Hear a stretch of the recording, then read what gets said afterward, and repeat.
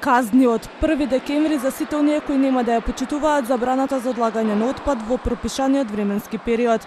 Надлежните апелираат дека контролите ќе продолжат и во наредниот период, а прекршоците нема да се толерираат. Еден од тие аспекти е тоа што сите градски локали, да не ме разберат погрешно, но јас морам да воспоставам ред, ги користеа континерите на граѓаните сите изминати години наназад, немаа своји континери и правеа дополнителни депонии на микролокациите со континери. Ние мора да воведеме ред.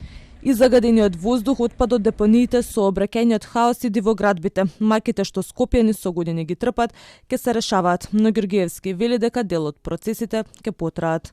Во однос на загаденоста на воздухот, јас сум почитувани 15 на дена градоначалник на градот Скопје и еве отпочнуваме одредени проекти да ги реализираме.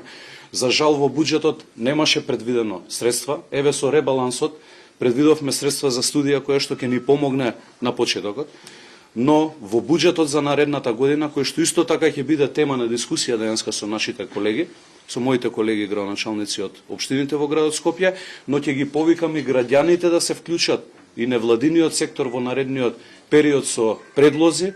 Јас барам измени во законот, останувам на тоа како градоначалник на градот Скопје да јас добијам градежна инспекција и можност за постапување.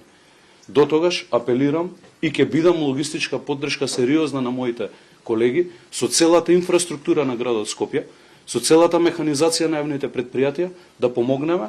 Денеска се одржа првиот координативен состанок на градоначалникот со сите градоначалници од скопските општини.